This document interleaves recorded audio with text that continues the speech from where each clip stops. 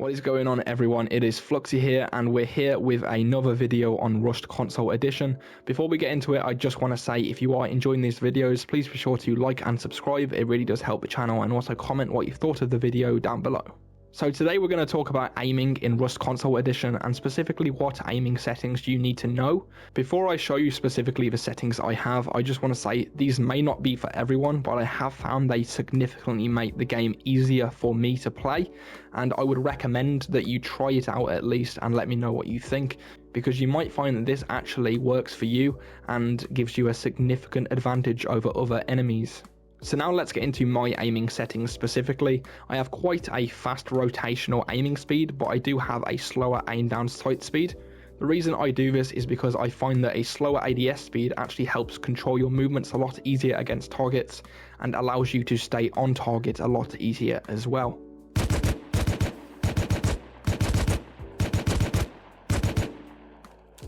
As you can see, I actually hit all of those targets in a small amount of time. That's because of my slower sensitivity. I was able to pivot to each target while remaining in control of my controller stick. Also, if you're staying on a single target while moving just like this, you can find that you're actually able to stay on target a lot easier as well.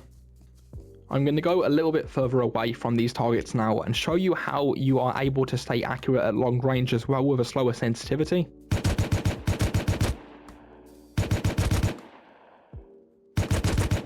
So let's now specifically get into the settings that I use in Rust Console Edition. I'm mainly going to scroll down to the controller settings, but what I will say is that you always want to have disable quick chat as on. If you have this off, you may find as you're shooting that you bring up the quick chat and then you're probably going to be dead by the time you close that. So always make sure that setting is on. So let's now get into the bread and butter of this video, the stick sensitivity.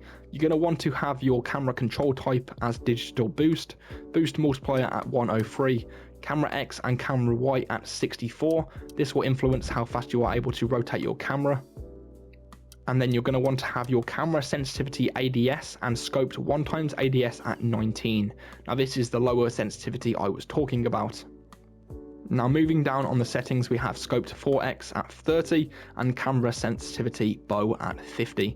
The reason I have 4x at 30 is because I think you need to be moving a lot faster with your scope when you have it zoomed in so far. You're going to want to accommodate for your enemy's movements. I also have camera sensitivity bow at 50. This is because when you're fighting with a bow, you're quite close to these enemies and you're going to want to be able to flick quite fast. Camera sensitivity sprinting, you want to have at 124. This is going to be how fast you're able to look around while you're sprinting. You always want to have that fast. You always want to be checking your surroundings as much as possible. Camera inertia we have at 0. You never want to have this up. This is probably the worst setting in the game and I would never recommend it. It basically makes it so that the camera looks a bit smoother while you're moving around, but it genuinely just affects your accuracy and it looks horrible. And it even says in the description below, it allows for a smoother camera movement at the expense of overall accuracy. Just doesn't seem like a setting that would ever be worth it, but we move on. In terms of your left dead zone, it doesn't really matter. I have a little bit of stick drift on my controller, so I prefer to have a slightly higher dead zone. But for you, you can have this wherever you want. Dead zone right we have at 2. You definitely want to have this below 5 at a minimum.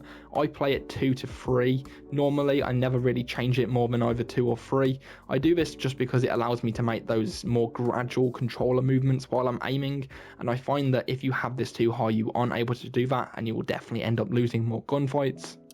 I'm going to give a shout out to the audio settings here. Just make sure you have enhanced instincts on. It is probably one of the most useful settings in the game.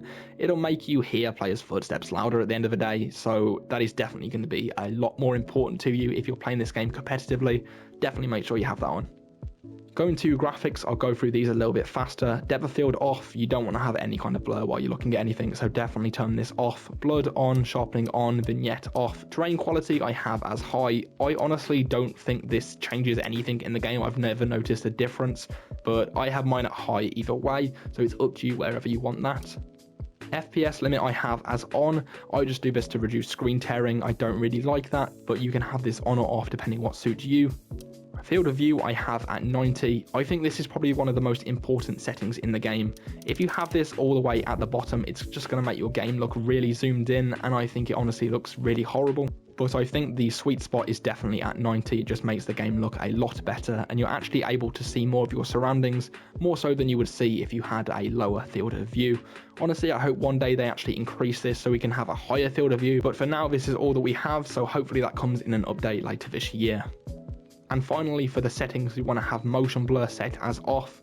You never want to have this on. This looks horrible, and it's also going to make your accuracy not the best. It's going to just tear your screen up, and everything's going to have a weird like trail behind it. Honestly, just never have this on. It is one of the worst settings. I don't know why it's in the game, but definitely have this off. So there you go everyone, that is all the settings you need to know about in Rust Console Edition. I hope these settings can help you in your wipes, and if you do enjoy them, please let me know in the comments down below. As I said, I don't think these settings are going to be for everyone, but if you can make them work, I think you'll find that you're actually a lot more accurate in your gameplay. But for now, that does wrap up the video. I hope you've enjoyed this. Please be sure to like and subscribe once again. I've been Fluxy. Have a good wipe.